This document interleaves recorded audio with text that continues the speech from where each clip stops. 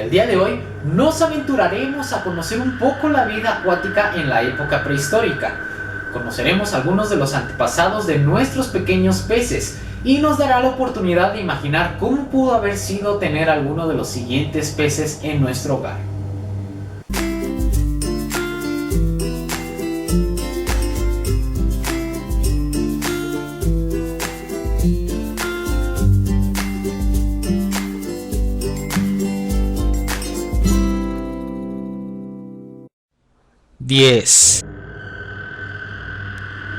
Grocius es un género extinto de peces Arcotheriogus que vivieron durante el periodo devónico en España. Era bastante similar a las truchas y salmones actuales.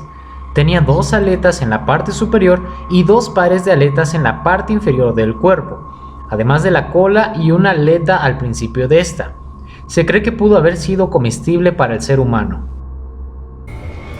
9. Este animal era un pariente cercano de los actuales peces sierra, pero el Onchropristis era mucho más grande. Solía alimentarse de peces que cazaba con la sierra y luego trituraba con sus dientes afilados.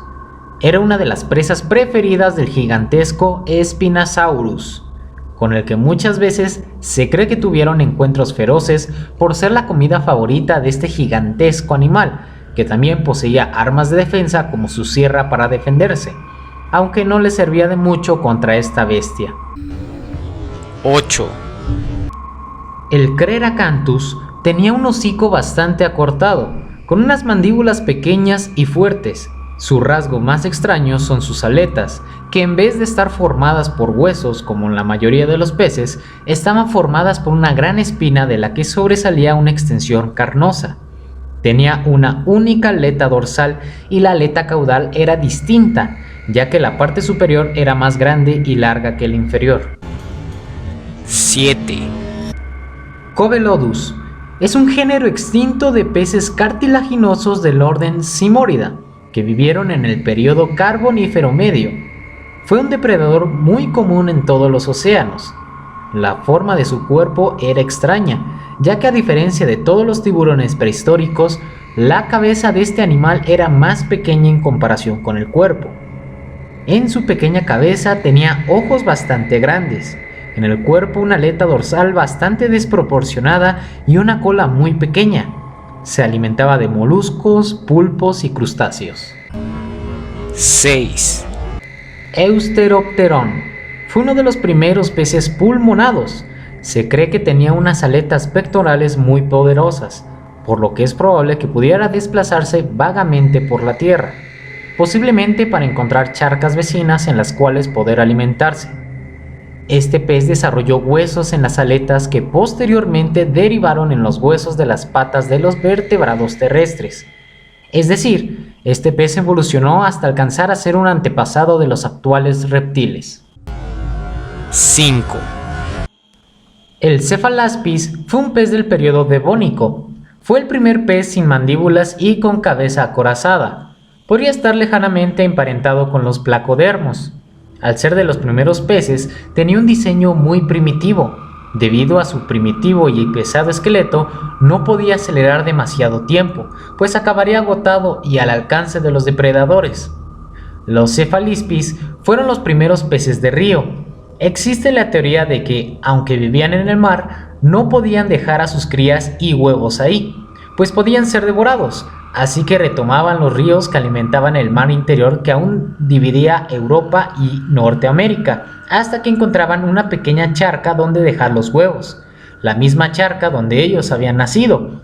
Este comportamiento es común en algunos peces de la actualidad. 4. Fue un pez enorme midiendo de 2 a 3 metros de largo y pesando unas 2 toneladas. Ineria era un pez de aletas lobuladas emparentado con los actuales peces pulmonados y tetrápodos, lo que sugiere que quizás pudo respirar aire atmosférico. Tenía músculos y huesos lo suficientemente fuertes en las patas delanteras para impulsarse fuera del agua por cortos periodos de tiempo. Ineria vivió en ríos y pantanos, rara vez desplazándose al mar. Era un depredador dominante, solo superado por su congénere Rhizodus. Entre sus principales presas destacarían los primeros anfibios como Ineperton y Acatostega. Otras víctimas eran los tiburones Statacontoides y Acatoides, de agua dulce. Sus métodos de cacería eran extraños.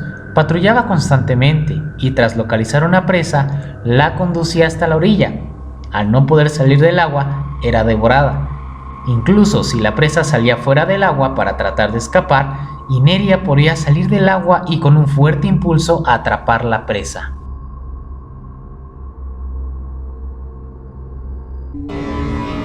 Tres. El Sympactinus tenía radios óseos en las aletas. Estos radios sobresalían del cuerpo y ayudaban a sostener las aletas, las cuales ayudaban a controlar los movimientos de su gran cuerpo.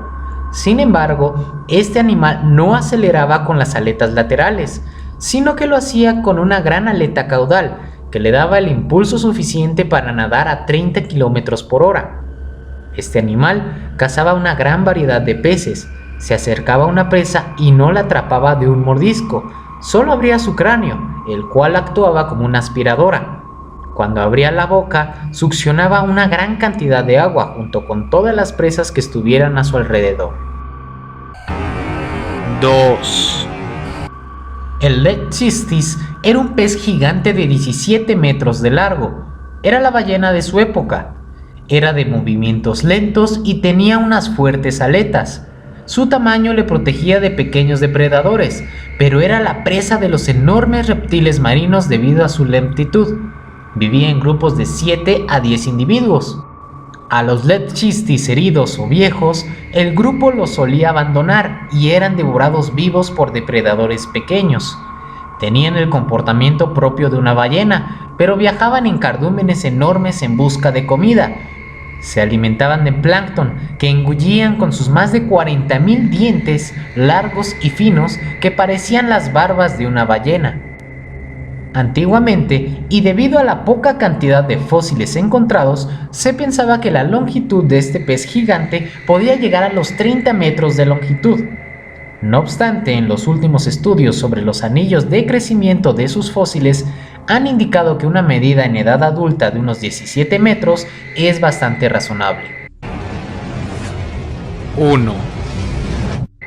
El Dunkleosteus era un placodermo, un tipo de peces acorazados que vivieron entre el Silúrico y el Devónico. Este animal medía 9 metros de largo, de los cuales 1.2 metros pertenecían al cráneo. El cráneo estaba cubierto de unas placas óseas muy duras que servían como defensa ante otros depredadores o ellos mismos. Sus dientes no estaban hechos de esmalte, sino de hueso muy afilado, y no se dividían en piezas separadas. En toda la mandíbula había un gran diente curvo y afilado. Sus aletas eran pequeñas y se desplazaban casi enteramente con la fuerza de la cola, la cual medía 1.4 metros. Era un pez muy violento. Se dice que recurría al canibalismo. Cuando ingería otros peces acorazados, regurgitaba la cáscara, pues era imposible triturarla con sus dientes de hueso. Eran muy territoriales, y aunque tenían territorios muy extensos, en la época de apareamiento estos desaparecían. Tras esto se reunían en aguas poco profundas para depositar los huevos. Seguramente no tardaban mucho en nacer y aventurarse al mar, pues había muchos depredadores como Eureptireos de pequeño tamaño, tiburones como el Stetacaptus o incluso ellos mismos. Tras la época de apareamiento volvían a aparecer los territorios, con lo que había muchas peleas. Los perdedores se convertían en el alimento de las crías. Como pudiste observar, muchos de los antiguos peces no eran tan amistosos y coloridos como lo son en la época actual. Posiblemente muchos de ellos, de haber tenido la posibilidad, te hubieran atacado. Si te pareció interesante el video, por favor suscríbete. Recuerda, yo soy Alberto, mejor conocido como Aqua Parroquí. Nos vemos en la próxima.